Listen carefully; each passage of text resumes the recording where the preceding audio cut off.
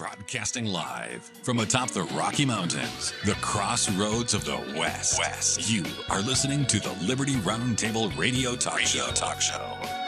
Back with you live, ladies and gentlemen. Just so you know, criminal acts, no matter how much they're normalized in society, no matter how much they accept them and pretend that they're legal, they're criminal. Any law that is in conflict with the supreme law of the land is a law that never was. Let's be very, very clear about that reality check, ladies and gentlemen. I am with Sheriff Richard Mack, and our guest today, Ian Hamilton Trottier, with us. He's written an incredible blockbuster book, High Stakes Treason: How John Brennan Compromised American Security for Millions of Dollars. All right, Roger Stone wrote the foreword to this book, and really Brennan's culmination of his, quote, service, his criminal activity, his alleged terrorism and more. We need to basically prosecute to the fullest extent of the law. We need the evidence to come out and convictions to happen. That's what we're praying for with this book, Whistleblower Ian Telling the Tale. But it culminates in this Russiagate thing, right? That's exactly right, Sam. The larger picture here is trying to keep a duly elected president out of office, and that would be Donald Trump. They engineered, meaning Hillary Clinton, John Brennan, orchestrated this.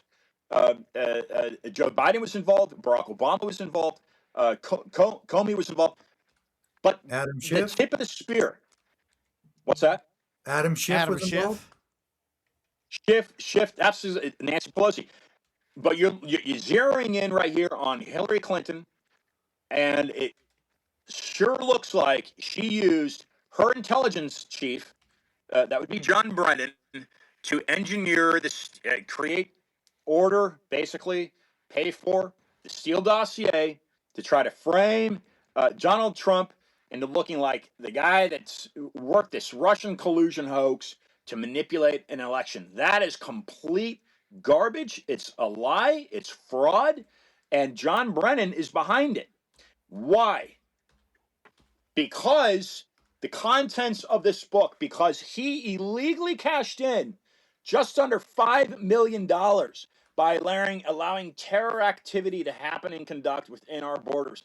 Okay, why did he do that? Well, we know that he did that to enrich himself, to sell for financial gain.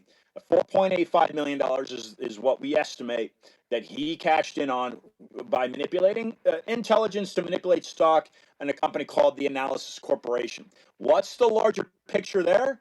Second Amendment rights, and that's what Barack Obama was trying to squash when he spent 8 years in D.C. Second Amendment, take the guns away. That's what they want to do. That's what they did to the Chinese. That's how they implement their communist socialist regime. And now that even was Pam what they Bondi used. and Donald Trump say take the guns first, due process second. So I'm very worried about this new cabinet kind of governmental agency to focus on the Second Amendment. That's going to backfire if you're not very careful spectacularly. It's going to be dangerous. Ian, as you wrote this book, you and I are pretty savvy. Sheriff Mack's pretty savvy about the history of the proper role of constitutional government, the criminal enterprise and secret combinations that have undermined our republic for decades, the historical of the criminal banking cartel and more. So you're pretty savvy as you got this information and dug through it and everything else. What alarmed you the most as you wrote this book? What alarmed me the most is that a man that's born in this country, New Jersey, he was raised in this country. He comes from Irish immigrants. He got all the ethics in place. Rises up through our intelligence service, converts to Islam, adapts his political views to communism. That's the first two things that were most alarming to me, is that how an American man serving his country, being paid by taxpayers to travel to keep the country safe, was then able to flip on not only our ethical practices, his religion. That's one thing, religious freedom, but communism. This is European, right? This is Karl Marx. This is not American. This is not free, a free society. And then be able to manipulate the intelligence, right? So use the offices that he's been given to protect us flip that switch on us, cash in behind the curtain, cash in, and jeopardize our national security, but in so much to allow Americans to die. So it brings the question for me. And prior to 2016, frankly, I never questioned it. But when I began questioning it, things started adding up. And he was chief of staff in 2011 under 9/11, right? When 9/11, when those planes hit, he was chief of staff to George Tenet when 9/11 happened. So that begs the question for me: what did George Tenet know that day when those towers were taken down? And what we building need to number do is 7 get was people pulled. on the stand under penalty of perjury and beyond. Maybe they ought to use some of the tactics that have been used since the J6ers, which means I'll throw you in prison in the hole for life if you don't cop to a plea. I don't think we should play their tactics. I'm just making a point. Sheriff Mack, as you hear this, though, that John Brennan of the CIA literally intentionally for filthy lucre undermined the United States to the point of, many call it, treason. What do you say to that as a sheriff?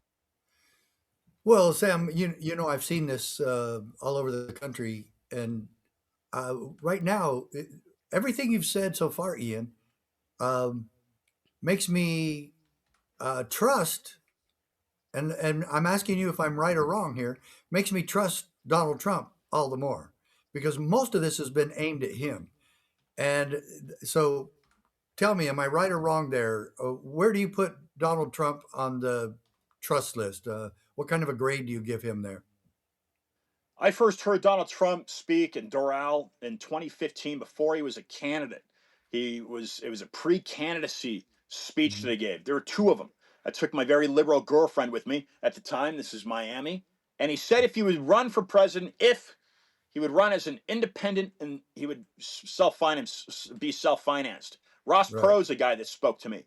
Um, Trump, I believe, wants the best for his country. Donald Trump is a fighter. Donald Trump is a warrior and a patriot. Unfortunately, Donald Trump has trusted far too many bad actors around him to influence him. Yeah. And I believe, Sheriff, I believe, my personal belief is that the executive office, the executive branch, in itself is compromised. And so then it becomes who do you trust? Who can't you trust? And if you're the president of the United States, we know that Trump had 2 assassination attempts on him. So here's a man that doesn't know outside of his own family, right? His own children. Let's just keep it at that. His own biological children. Let's assume certainly that he can trust Junior and Eric, right? He can trust his daughters, Tiffany. But outside of that, who do you trust, right? I mean, that's how critical we are in this country. We're in a complete red zone. And as you guys have been talking for many years, we are in danger. We are in danger. So I think Donald Trump is a patriot. But I don't think he is well advised. That's my view on it. Yeah, that's why he needs to get more Roger Stones around him. He needs to get Sheriff Mack and others. We had great hopes on Kash Patel. I don't know what on earth is going on there. But I believe this, Roger Stone's article that you just emailed me, it's at the Stone Zone, people, if you want to check it out. John Brennan, Shadows of Betrayal, a book review, Roger Stone. I'm just telling you, that tells the tale the best I can describe it in short terms. Folks, we have got to demand this. If the American people demand accountability, we'll get it. If we sit sidelined, we're going to rue the day. Sheriff? Yeah, I'm afraid so, Sam. And I just, it seems overwhelming. The secret societies and secret combinations and the deep state, all one and the same. The amount of money that is behind this, and I think it's all aimed at one thing, and that is, as Barack Obama promised us, to fundamentally change America, which will destroy America and destroy our Constitution and destroy individual liberty. Do you see that as the ultimate goal here? Oh, absolutely, Sheriff. Absolutely. I'm looking at Fox right now, and they got RFK Jr. on there. Mark Shaw shows that Sirhan Sirhan. This is how messed up this thing is. Sirhan Sirhan as innocent, that he was a patsy. But you're exactly right here. We will fall. We will fall to the way of. You can see the writing on the wall right now. Certainly, the South Floridians that are Latino can see it.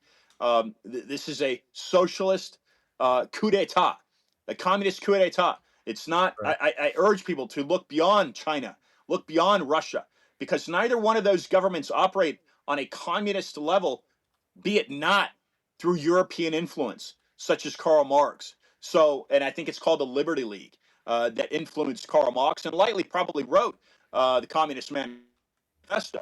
Something called the Liberty League, not Karl Marx himself. Their goal is to bring this country, bring our Constitution and us as a people, our freedoms, to our knees and completely swallow us up. That is their end agenda, and they will play it out another 100 years if it takes them that long. Even these are people you have former to Secretary of Agriculture Ezra Taft Benson said there's a secret combination to overthrow all nations in a godless coup. Ian Hamilton Trottier with us, ladies and gentlemen. His incredible book. It's a blockbuster book.